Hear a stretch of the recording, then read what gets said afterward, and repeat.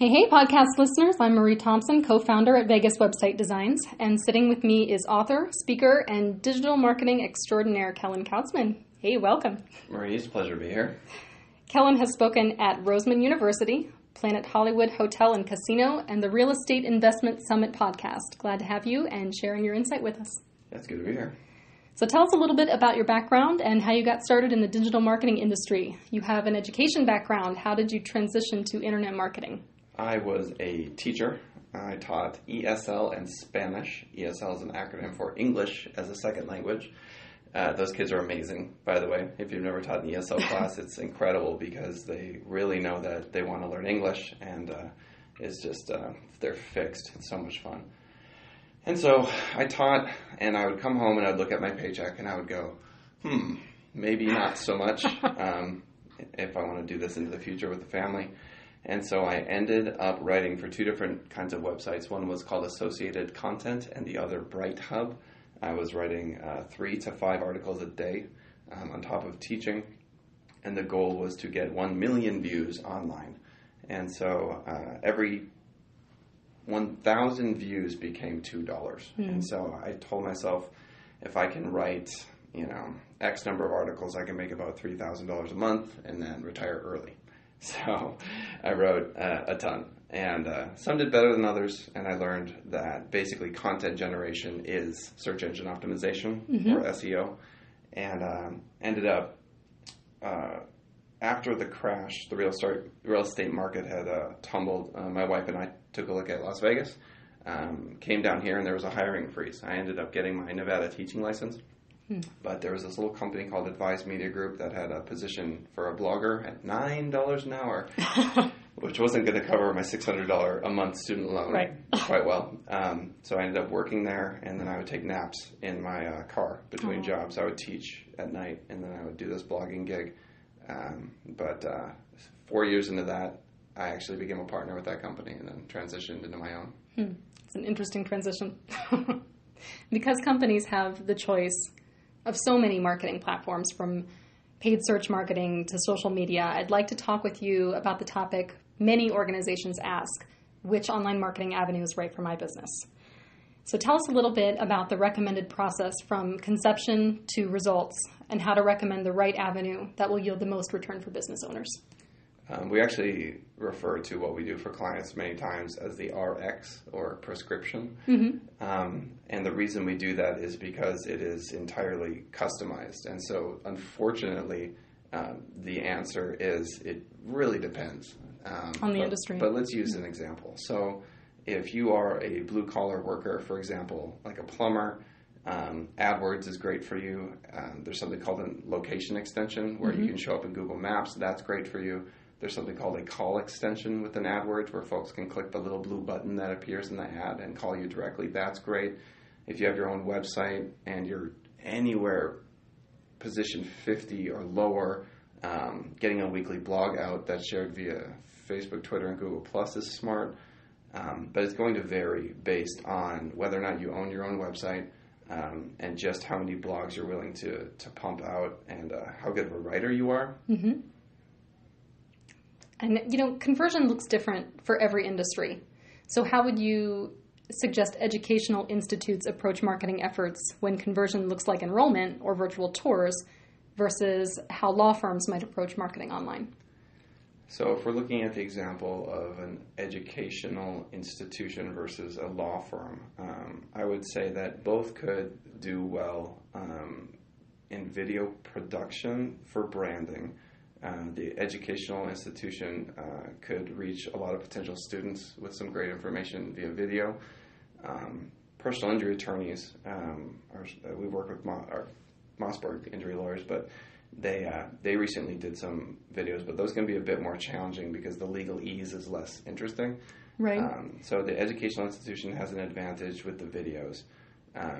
And then we would lead them through a funnel, either via a PDF that you could give away or get them to sign up for an email list. That would be smart for the educational company. The personal injury attorney is more looking at a 2-week window where you've got to get them in right away. And so an email isn't really much of a benefit, so we'd skip that. And then we would drive everything towards the free consultation and the call. do your best to get them in the door now. Both have peak seasons, believe it or not. Education, you're looking at the end of summer. You really want to push and get a lot of folks in for the next year. And then personal injury is when it rains. That's when you want to bump the budget. And so, yeah, conversions for both will be phone calls, but emails would be great for the schools, not so great for the personal injury attorneys. Well, you mentioned video, and video is huge for 2017 and is only growing every single year. And video is great for wanting to build relationships, and for attorneys, your window of relationship building is much smaller than, say, for an educational institution. So what other tools would you recommend with digital marketing to build relationships? Well, I got a lead the other day from a gentleman, and he said, "Is this Kellen?" I said, "Yeah." He says, "You're awesome." And so... Well, you are. Oh, that's too kind. Warm leads are the best kind of leads. And so there is a psychological impact that either hearing someone on a podcast, for example, or seeing them on a screen on a YouTube video, that just, it impacts us. It may not be full celebrity status, but it definitely makes the person think twice about who they're talking to. Right. And so business owners, if you're listening to this, or even if you're an entrepreneur just trying to get the ball rolling, you absolutely have to dig deep and find the courage to get in front of the camera and be willing to get thumbs down. My challenge usually is to find yourself a hater, because if you do, you're doing something right. And what you need to remember is that the people that are writing these terrible things online are actually helping you produce content. So they are working for you. They're disgruntled, but they're also working for you. And they can come up with the things that your friends won't tell you. Yeah, pushing you toward the right kind of content, right? That's exactly right. Good example would be a gentleman who commented on a YouTube video of mine that said, "The lighting is terrible, like you should be XYZ." And he was right. And so there was something I could have stepped up, and friends aren't going to tell you that. Like, right. "Oh, the video looks great," you know. That's right. So there's definitely a benefit to having those folks around. You know, and unless you're an expert, internet marketing can be overwhelming. So how do organizations know where to start and how to differentiate a legitimate, experienced leader that can help them grow from an amateur? The best analogy would be whether or not you speak a foreign language. Si no hablas español, no entiendes si estoy hablando bien o no. If you don't speak Spanish well, you don't know if I'm speaking gibberish or not. Mm-hmm. And so the more educated you can get about the subject matter, the better. If you show up at an auto body shop and your eyes are glazed over and your car's smoking, you don't know what's going on, right, then they can take advantage of you, given your ignorance. And so look up SEO, look up pay-per-click, take a look into AdWords. Search Engine Watch is a really good publication. Search Engine Land is really good. At least get a sense of the vocabulary before you initiate a conversation with an internet marketing provider. Because they'll start saying, well, you know, if we're going to run PPC, we want to make sure that the CMS is right. And if you don't know what that means, they're going to catch you in that. And so the other thing to be wary of is long-term contracts are rough. Month to month can be better. Any outsourcing can be rough. Do they do the work in-house or not? Yeah. And then backlinks are the big piece of the puzzle. If you chat with an SEO provider, tell them to provide you a list of links that they build, where they build these links from. Do they develop content? And do they ever turn clients away is a great question, because if they're unwilling to say no to anyone, it tells you about their standards, because buying internet marketing isn't like buying a TV. A TV works or it doesn't. Right. You can buy an internet marketing package that you run for 4 or 5 months and it kind of works, or 30% works. You want to make sure that you're doing absolutely everything you can so that you have the best shot at it.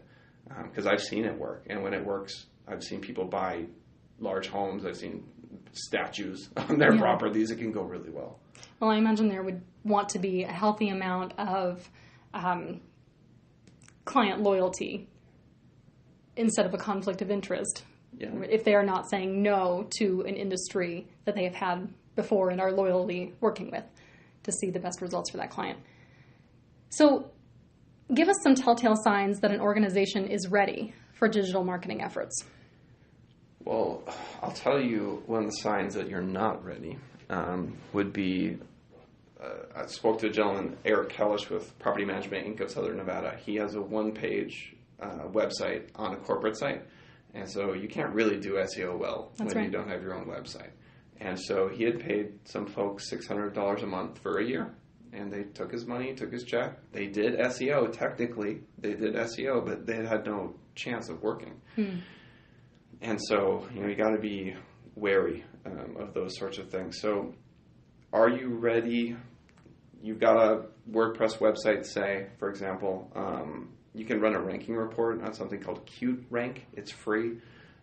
Just type in 40 keywords that come to mind and see if you're anywhere in the top 100. If you're below position 100 for a keyword that has search volume, meaning people are searching for it, and I'll tell you how to look that up, then yes, you should continue to blog, create YouTube videos, and that sort of thing.